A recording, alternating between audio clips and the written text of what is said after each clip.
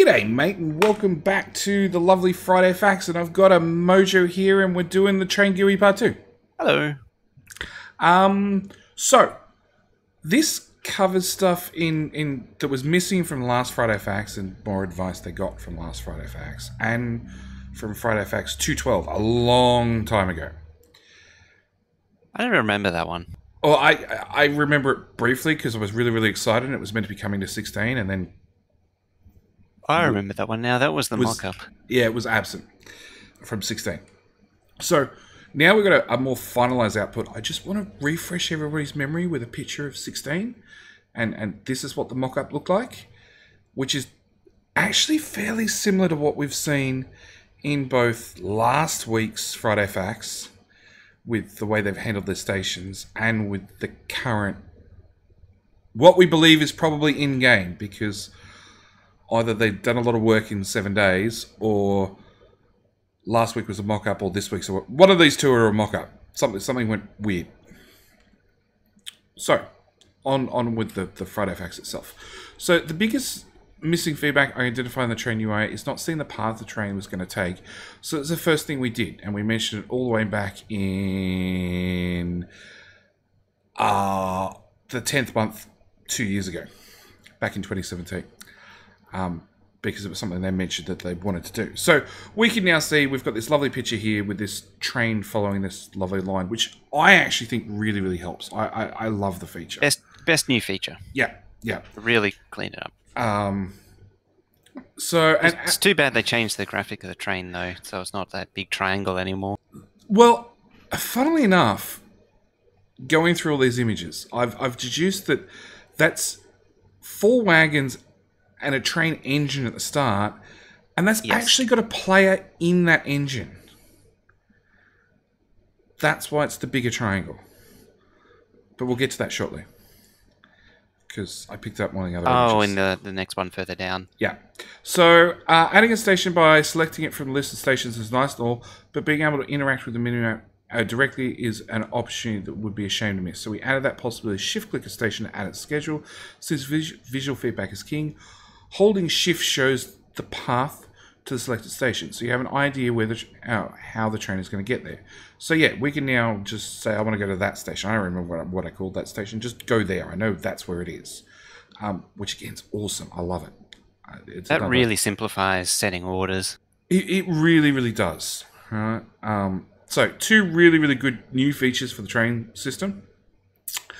The same goes for the temporary stations. Holding Control, the default modifier to add temporary stations, shows the path to that point. And we'll see here in this video, when he actually clicks Control, you actually get just the coordinates of the train station with a 5 seconds pass. So you've got 5 seconds to jump out of the train before it tries to kill you. Because that seems long enough, right? And so on to that, but once we allow any interaction with the map needs to be useful to allow the so we allow the move and zoom of the map the same way the normal game map. So I've actually got this little video here which I'll rewind because we paused it for half a second. So yeah, we can click and drag around the map, which again is an awesome little feature. And then very nice. If you press this little button up here, this little like crosshair one, it will recenter the train, recenter the map over the train. And I want to go back to this video because we slowed the video down so we could read. It's now not coming up. Not coming up. Oh, there he goes. It's 1 frame. Yeah, it's very hard to spot. It's very... Oh, there we go. Toggle station names. So we worked out the first button's toggle station names. The second button is to center the view back over that train. You can actually see that because it's on the first picture, it's enabled and you're tracking the train, and then in these next 2 videos, it's off and panning around. Yeah. Well, one of it's panning around. So... Third one. We've worked out the third button. It must be the one that we've already got, which is to swap from the map view of the train to the I don't know, real view of the train.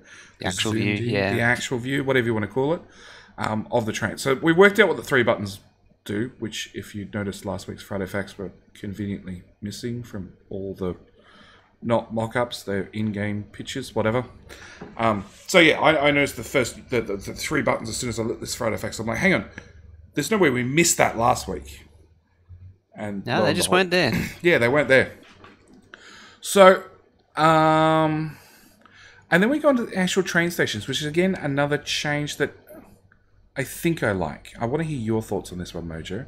So, as you might What's know, the train stations that are not available, the train skips them. So, if you've got a station 1, 2, and 3, Oh, yeah. and two's not available, the train will automatically skip going to it.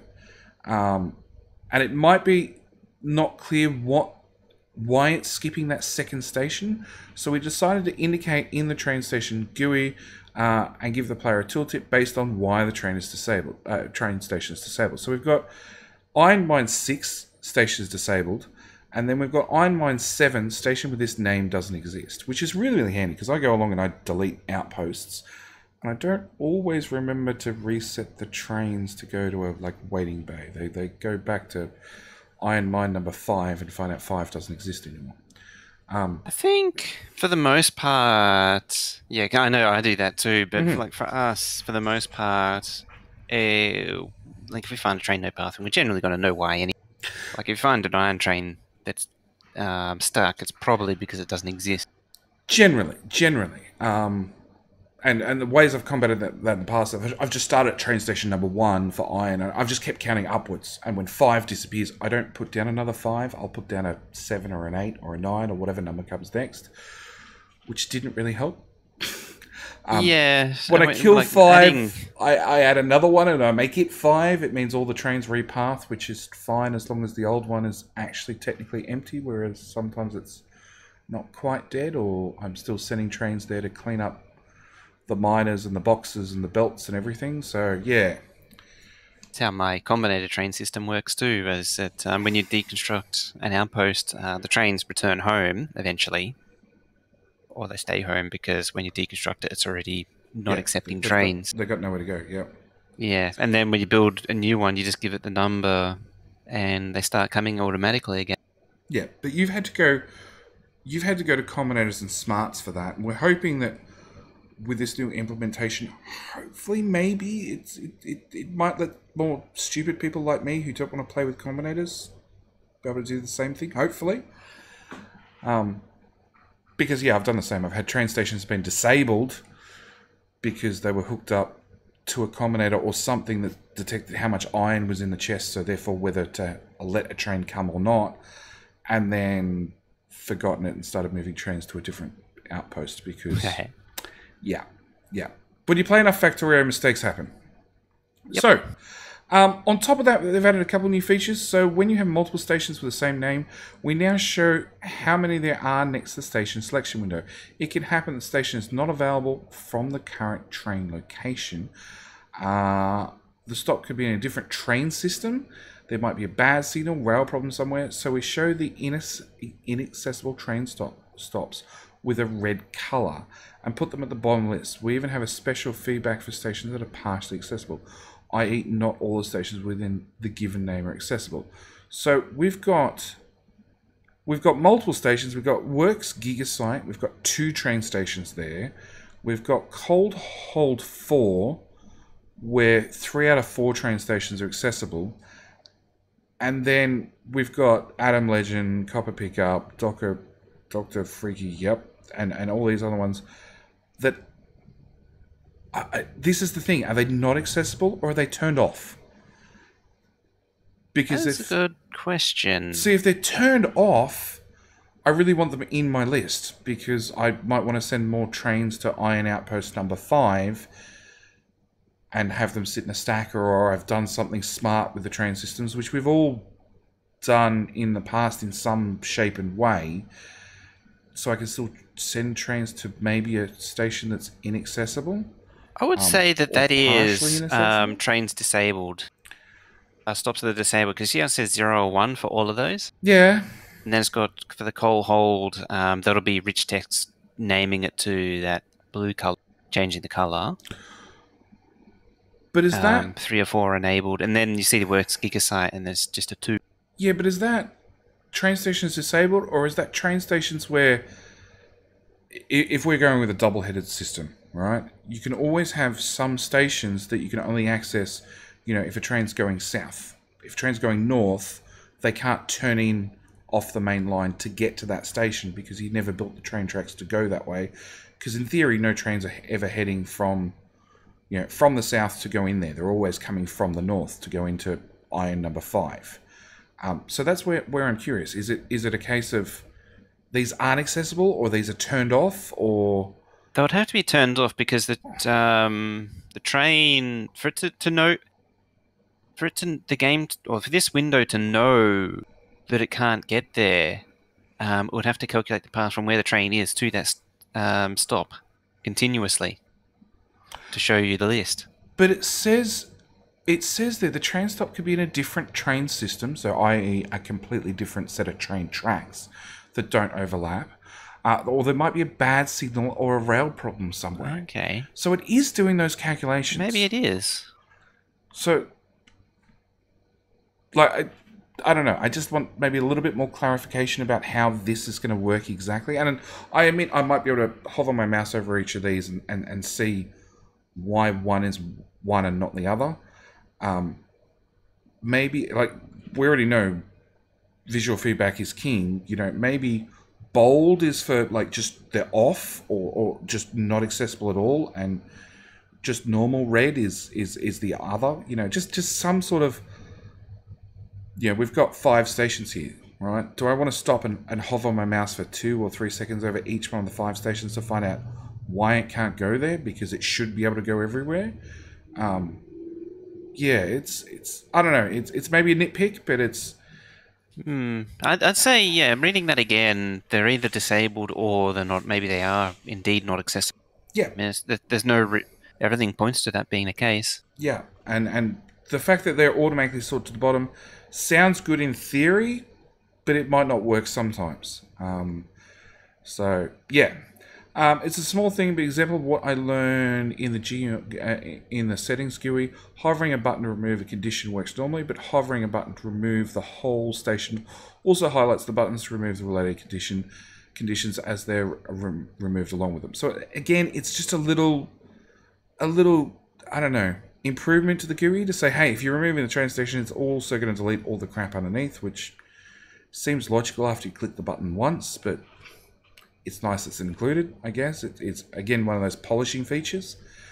And then we've got common ideas from last week's discussion thread about last week's Friday Facts, was some sort of visualizations for and or conditions, which was quite easy to do when you don't have a complex condition such as simple time elapse inactivity, time elapse and inactivity. Visualization won't show.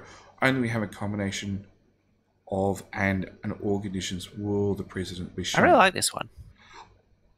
I do too. It makes more sense after you start putting in the little, I don't know, white parentheses, brackets and stuff. And you can see, okay, we need to have empty cargo unload and 30 seconds passed, or, right, this condition and this condition, or and this condition. I do like that we now have a passenger present. That is I was actually going to say, I actually like it for 2 reasons. The first one is it lets you show what the and ors actually mean. Yeah. And it also has a passenger present. Presumably that means that there's also a passenger not present. I would assume so. Which now means that, yes, you can have a spawn train that on multiplayer maps especially like my community maps, which topped out at 380 odd deaths last month. Good job. Yeah, it was. I don't think it was a new team best, but it's definitely a high one. That shared damage really goes far. So it means you could have a spawn train that automatically takes you from spawn to the make everything or whatever, and it's set up to move as soon as the passenger's present. But as soon as the passenger gets out, it goes back to spawn. Because this is something that you needed. What was the mod called? I can't think of it now. I've seen you do it with a whole bunch of wires and conditions. Yeah. That when you get on train number 1, it goes to station number 2. Train from 2 goes to 3. 3 goes to 4. 4 goes back to 1. But it was a giant wiring mess. Yeah, but it was the only mod which let you read if the player was present within a train. And it right? gave you a circuit signal, and that's where the circuit stuff came from. Yeah. So Admittedly, it's still not idiot-proof because if you're arriving at a station and the player's in it, then and the condition is player present, is player um, on the train, then it might take off it'll straight just away. take off straight away. Yeah. Yeah. So I like this. I like the fact that we can say is a player in the train and therefore go, and it means that yes, we can automatically deliver plebs from the spawn out to the front line, and all they're going to do is pick up their machine gun and their SMG, their armor, and their ammo along the way, and then jump in training. They're off. So yeah, great feature. Great feature. The last thing's not really GUI related, but rather change of train behavior. We were asked many times to support waypoints. Waypoint would be a stop in a schedule where the train doesn't even stop, just goes through it instead of having another checkbox settings on every single stop for that. We just changed the rules, so if there are no conditions on stop, it means the train doesn't stop at all. So I've used waypoints in the past. I've never really had a need for them. 15, when train pathfinding was not quite as good, is the best way of putting it. I used waypoints fairly often, actually, for long train routes. Okay. And you can put in, like, go to station with no condition. Or, again, with roll-in, roll-out stations for single-headed or double-headed trains and high-throughput smelters.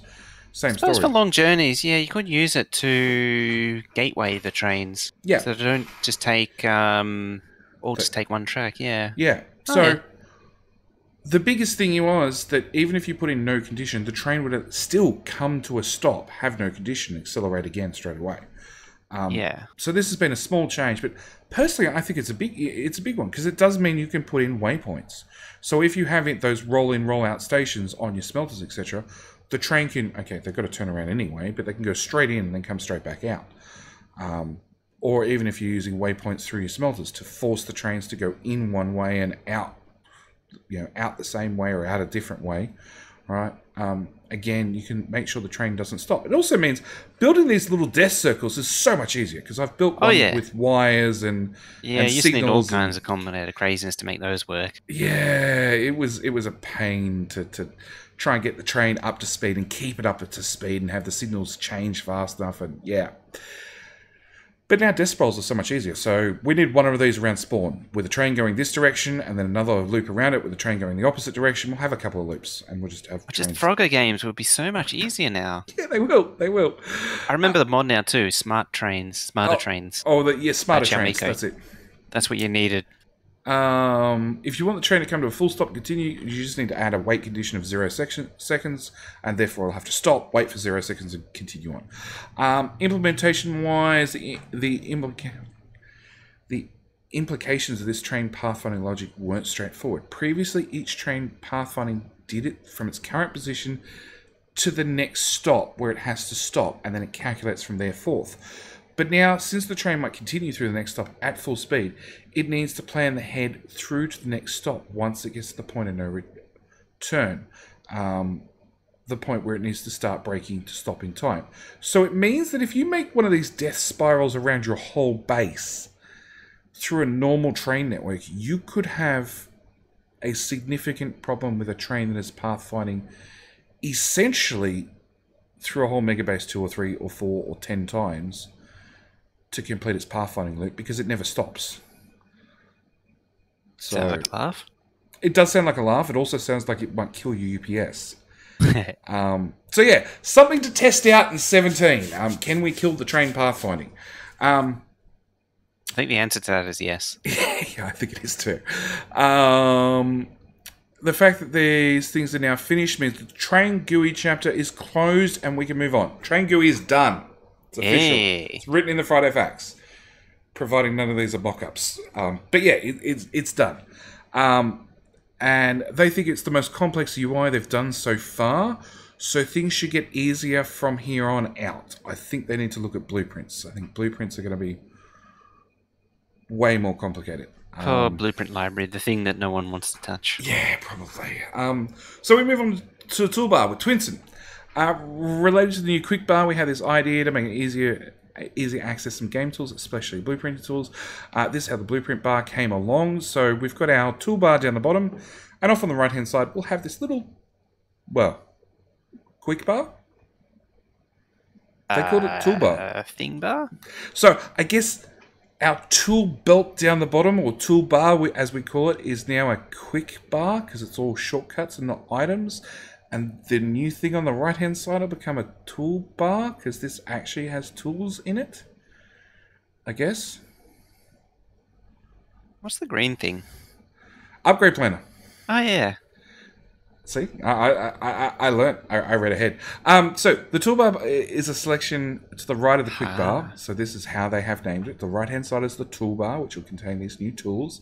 And the left-hand side is all shortcuts, so therefore it's going to be a quick bar. It now contains a customized set of buttons for some commonly used actions or tools that don't belong anywhere else. So it's this is where our tools are, and this is the home for everything else that we couldn't find a better place for it. And we can see from the image below, everything is in it. So we've got the copy, cut, paste, which we've spoken about in previous Friday Facts. Basically just another it's a blueprint which doesn't clog your inventory. It's a one-off temporary blueprint, which hopefully they'll link up to the Control-C, Control-V, Control-X on the keyboard. Much like, actually they did mention that that's what they were going to do when they first brought it up. So hopefully you'll never have to tick those on. We've got the new blueprint tool, the new blueprint book, new decon planner, new upgrade planner. So the green one is the upgrade planner. Import a blueprint string, which I think is for me, I think that's going to be a little bit frustrating to get to, because I don't import blueprints that often, but there's no way I'm going to remember the shortcut key for it. So does this replace...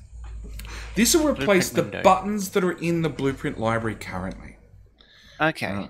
Because we get to that in a minute. But there's also the alt mode, so they're finally going to tell us about the alt mode, which I'm sure a lot of will lead to a lot less. All right. Today I learned on Reddit. Today I learned you press Alt and it shows things. Yeah. The undo command, the toggle personal roboport, and the toggle exoskeleton. So that confirmed, they're now toggleable. You can now turn them on and off. I don't understand the icon. Oh, not really for the exoskeleton. That doesn't really make sense to me. It's an icon for exoskeleton? Yeah. Yeah, they've got a big picture on the toolbar, whatever you want to call it. So yeah, toolbar has two sections, the main panel and the tool selection list. The list contains all the possible tools and allows you to pin them to the main panel, sort them, or use them directly. The main panel will change its size to accommodate the selected tools. So if we select nothing, it disappears. If you select 10 things, it looks like, no, 12 things, it looks like it'll fill out to the maximum size. All tools related to blueprints were removed from the blueprint library and moved to the toolbar. They also work a bit differently when pressing new decon planner. For example, you get a decon planner that you can use immediately, and pressing Q will not place it in the inventory. It'll just place it back into the button or basically disappear. You can, of course, still keep the decon planner by explicitly clicking the inventory, clicking to put it in your inventory or quick bar or blueprint library. Oh, they mentioned blueprint library. So in theory, I could put a decon planner inside a blueprint book and have this is step 1 for my smelters, and then we run a decon planner over it, which is filtered, and this is step 2. Step 1, deconstruct everything that was before it. Yeah, to do those step-by-step upgrades. In theory, it means I could also do the same with an upgrade planner, which could be interesting, because you could have your stone smelters, so like your furnace arrays, you could have this is step 1 with stone, and then this is step 2 with steel furnaces and red belt, and then, I like this. So yeah, or you can throw your decon planner or whatever else you want in the chest. So they have retained that ability for you to pick your blueprints out and physically put them somewhere, which is awesome. I like it. I was worried in the past about, because I run so many installs and so many different things, my blueprint library's a mess anyway. So I can normally go to a save where I have those blueprints physically put in a chest in case they get corrupted, which has happened more than once. So yeah, big changes there. Some tools will display useful information and tooltips. For example, Paste will show a blueprint tooltip of the blueprint in the clipboard. Special shortcuts will allow you to navigate through the clipboard history. Undo will show you a textual representation, possibly also a visual representation. I really hope they put a visual in of what will be undone, such as undo construction of transport belt, undo construction of 35 entities and 250 tiles. Yeah, I really hope they put in a visual.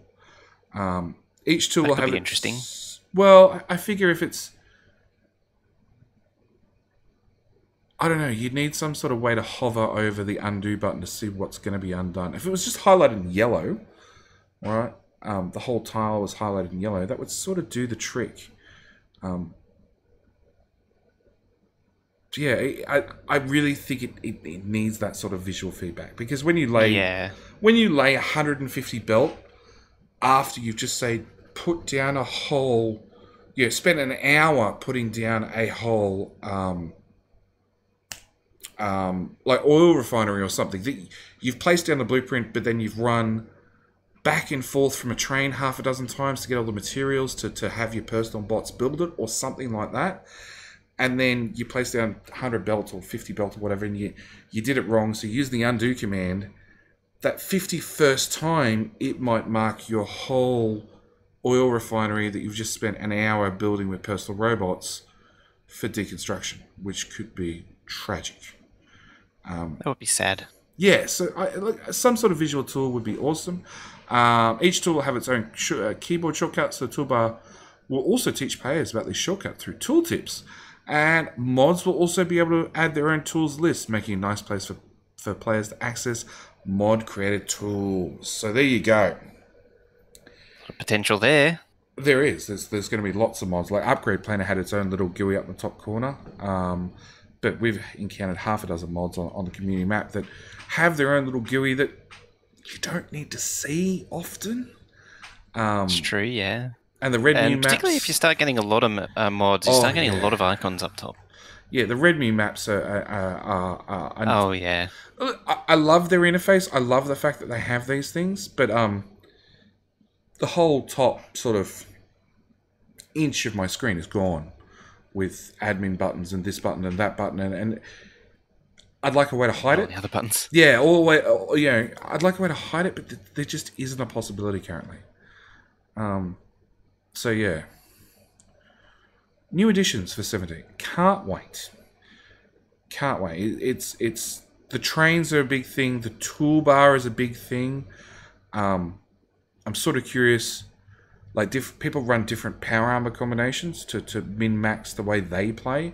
I'm going to be curious to watch what people put on their toolbar and what they keep on their toolbar, and it'd be interesting to see what they remember for their upgrade. Yeah, what they remember for their shortcut keys, so they just don't have the toolbar showing. Yeah, it's going to be interesting. And I very, very much like that we can turn off our own personal robots. That's going to be awesome. How long have we been requesting that feature? Since like version 12? Since the fact that, since we also asked, can we turn off Logibots delivering us stuff? Which maybe they can function into being able to turn off your personal robot also turns off Logibot deliveries. Just for those rare times when you happen to be clobbered by a train and you go back to spawn and you have the bots deliver you a whole inventory full of crap when you're trying to run to your spawn train that's pre-set up that you can jump on and will take off straight away through your whole base with bots chasing you the whole way to go to your body to go pick up your body wolf that's already has an inventory full of crap. Then again, the train that goes from spawn, it's set up so if it's set up with the player inside, it will outrun the bots unless you've got the robot speed up that high. Yeah, it should. It should. I do agree, but not that many people put a train in at spawn for when they die. Not many people get work a robot speed up to match the speed of a train. They match train. Oh, good point. Good point.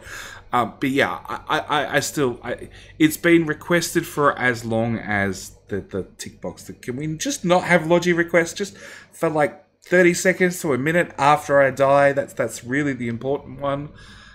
Or when I empty when I need to empty a box or a chest or something. So I walk over to this random chest and I put down a random chest and I dump my inventory into it to go pick up a whole box full of iron ore or something that's in the way.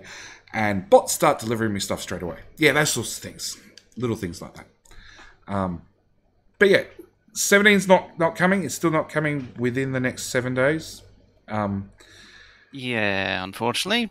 So we're now creeped into February, which we're kind of there's a little bit of hope, but we're kind of expecting it when they said it's not going to happen a few weeks ago. Yeah. Look, I still think end of Feb is a possibility. Start of March is a higher likelihood. But it's software development. It takes the time it takes. Yeah. Especially when you have soft release schedules and that kind of thing. You know, it's done when it's done, and all that kind of new venture, new startup, early access thing going on. And you're not a fan of the change to the train icons? Yeah, for those who have been paying attention, you see that they've actually changed again. Nah. I like the older one. I'm not a fan of the big icon because a player big chunky one. Yeah. Yeah, that one really stood out to me too. Yeah. I thought they were all like that when I was scrolling through, and I'm like, oh no, hang on. This one's different. All the other trains are normal. Oh, there's a player in that train. Yeah. Yeah. Yeah, not a fan. Don't know. I don't have a better answer. I'm just not a fan of that one. I am very much a fan of the current train setups. I know it's partially because I'm used to them, but also they were easy to read. Like, it was yellow for a wagon, white for a loco, and green for any sort of fluid. It was pretty self-explanatory. Yeah, pretty simple. And the arrow decided the direction of that loco, not of the whole train, because that's a whole different situation. But yeah, that was the direction of that locomotive. So, all right, I think we've covered just about everything. Almost. There's still the one thing that I'm really not a fan of is the new quick bar. What? So, how do you get rid of anything that's in excess currently? In quick bar? So, like, if you have... So, in our current tool belt, if we've got too much crap, you put it in the trash slots. Yeah, so if you say you wanted to only ever carry like 50 long inserters. If you're asking the question, if your inventory is full chockers and you have this item in your hand, how do you get rid of that item to get a chest to put your crap into? And the only real way to do it is physically clicking like a chest on your tool belt to then have a chest in your hand to be able to place that one on the ground, which now means you've still got a stack of 49 of them, but then you've got to go open the inventory, find a physical item that goes in a chest, and not an empty that goes on the ground, like iron or plastic or something like that, to then click on the chest to open up the chest to then dump crap into. Yeah. What I was thinking of specifically was, say you want a stack of, the example for was long inserters. You want 50 long inserters. You don't want any more because it takes up extra slots. Mm-hmm. Previously, any that are excess, if you had them filtered on your hotbar, quick bar, toolbar, on your inventory, you just control click on anything that's in your inventory because that's over the threshold inherently. But now those will be in your inventory. So if you said you want 50 from the Logi network and the Logi bots carry 2 items or 3 items, right? Or you deconstruct something which gives you some and you want to get rid of them. And the bots come deliver you 51 of something, you're right, it takes up 2 inventory slots, when realistically you only want 50 construction robots, not 51, because I don't have enough roboports to run 51 robots. I don't even have enough personal roboports to run 50 robots. But they take up stack at 50. I don't want 51, I don't want 52. And for personal robots at least, I request 49, I trash 50. But that works because that's permanent for the whole game. You're right, with something like red inserters, yeah. Another one which occurred to me a little while ago was if you're, say, deconstructing something and you deconstruct roboports with personal bots which had bots inside it, you're now going to inherit all those bots. Yep. And the way to get rid of them, so I keep my personal logistics bots on the toolbar just to separate out the inventories. You can't do that now. Do you go because with the current in 16, current way it is in 16, you because I have like 50 or 100, I might filter the two stacks if I need to. Walk over to a roboport and just control click the inventory. It gets rid of all the logistics bots, construction bots that are not mine. Can't do that with the toolbar or the quick bar You'd now. have to do what I do is set them up to auto trash. So I Yeah. auto trash all Logibots and I auto trash anything over 50 construction robots. But that works fine until you end up in the situation, which I've ended up to lots of, where I'm setting up a new outpost and I'm going from, say, belt mining to robot mining, and I suddenly request like 500 Logibots, and I stand inside the network wondering why I don't have them in my inventory because as fast as I'm receiving them, I'm trashing them. Yes. And then I got to remember, okay, I need to take them out of trash. And now, oh look, I've got 350 robots in storage because reasons. I So think there is a pretty solid argument to have separate, have the those hotbar, quickbar inventory slots isolated from your main inventory, I just like don't. in most other games. Look, they've already made the effort to go this way, and I don't think it would be wise to backtrack. I think there needs to be some other. Like, at the moment, you can filter slots in the main inventory, so you could filter 2 slots in your main inventory to just hold construction robots rather than your toolbar. Same as you could filter red inserters, belt, this sort of stuff, and have 15 slots filtered in your main inventory, and then everything above and beyond that just goes into the main inventory, which you can then throw on an active provider if you don't want it and get rid of it. Do you know I never use filtering? I 'Cause you don't. could, I use it, except I found out every single time you die, it disappears. yes, anything that adds extra rows from power armors gets Even the so you first take it row. off. Even the first row. Anything that's filtered in your inventory disappears when you die. Right, which is extremely frustrating. Pretty much eliminated the usability of that entire feature. Yeah, yeah, especially when you're playing on multiplayer maps where I die all the time. I don't care. We wait 10 seconds or whatever, and we respawn. So, yeah, like if that's fixed, maybe, or maybe also they've got a lot of advanced options they've spoken about during the Friday Facts. Maybe having some way to, when you request 50 of an item, it just requests 50. If you get 51, it trashes the other one automatically, right? But yet, if you deconstruct something, maybe that overrides and that sits in your inventory as I didn't request it, so it's not a bad thing. Actually, you'd probably be better off because now bots know what they're delivering to you technically. So if you're ordering 50 long-handed inserters again, You might actually get 50 this time, you not actually get 50 a because multiple of 4. well, it means bots pick up 4 at a time till it's 48, and the last robot picks up 2 because he knows he only needs to bring you 2 because the other ones are pre-allocated to go to your inventory, rather than the last guy picking up 4 and you end up with 52 in your inventory. Maybe it's something that Woob can look at.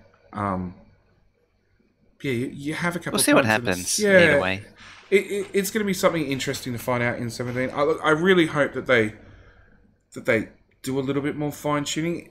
If not 17, maybe it'll find its way into 18. maybe.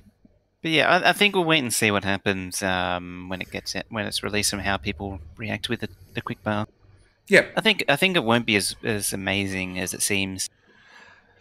could go either way. I think that's the way it falls. It could go either way. I do like the idea of I could have 10 of them and I could quickly swap between one and the other very, very easily to have a pre-made trains, a pre-made starter base, a pre-made, combat build and all this sort of stuff.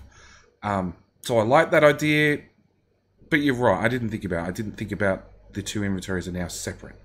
Because I run my inventory very, very different to how you run yours. I've seen you stream, and your inventory is basically an empty box. You can put stuff in it and throw the whole lot away, and it won't affect you.